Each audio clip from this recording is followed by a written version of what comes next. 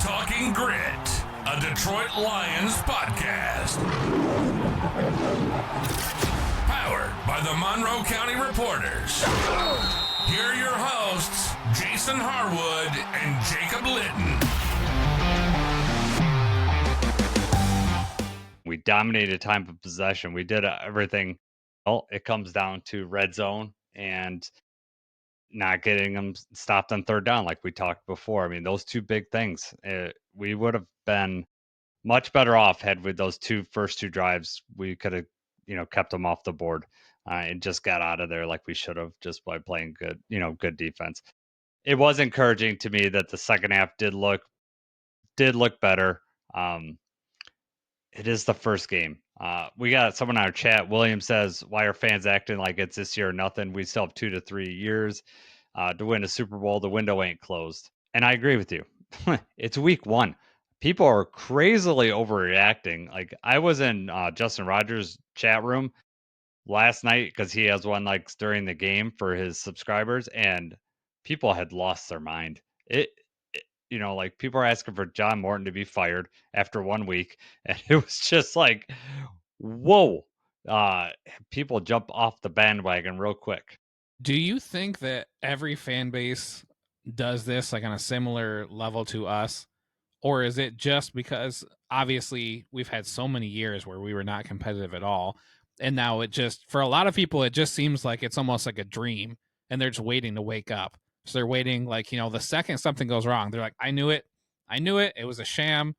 Dan Campbell era is a sham. Get rid of everybody. Why, I don't understand why people are like that anyway, but it's like, have they just been hurt for so long they just can't take the good thing? Or do you think that the Eagles fans right now are, calling to cut Jalen Carter or, that's maybe a bad example. I think you're always going to have those. You're going to always have those people that are loud and they, get attention, whether it's on social media or anywhere else.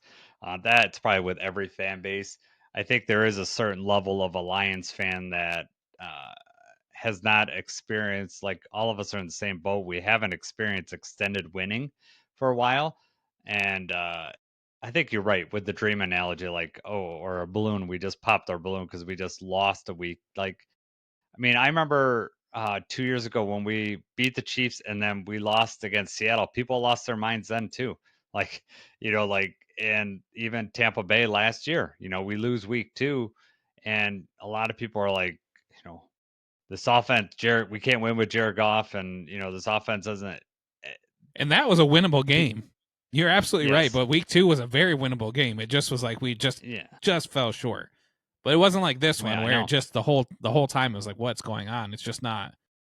We were getting worn down and just wasn't getting it done. Yeah, I think a lot of it has to do that it's week 1. We've waited all this time. People have these worries. There's all these narratives about the defensive end, the new coordinators, and unfortunately, both those things look true yesterday. Like if you're looking at it on the surface, they look true, and but the sample size is so low. We have nothing else to go on but this one loss. There's multiple things going on here. First of all, let's remember that the Packers are a good team. They, Parsons affected this game. If you watch that, like he was beating Sewell, and we'll get to the offense, but I know the interior of our line didn't look good, but our tackles didn't look great either. Our whole offensive line didn't look good. And we could talk about, them needed to play in the preseason and when we get to the offense, because I wasn't fully on board with that. But after that game, I could see the need for them to have like some series going on. I wanted the line to be together as a unit to try to prevent things like that happen, missed assignments and stuff like that. You don't want that to happen during the game. And now we didn't clean that up in the preseason or in practice enough. So now here we are going to have a rough, based on how this game went, it may be 4 or 5 weeks before everybody's assignments are on.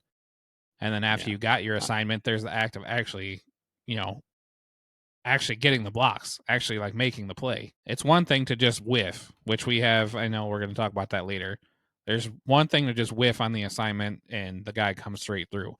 It's a whole nother thing when you know this is who I'm blocking, this is who I got to get out of here, and then you whiff on it, and then he blows right by you or knocks you over. Mm-hmm. Yep.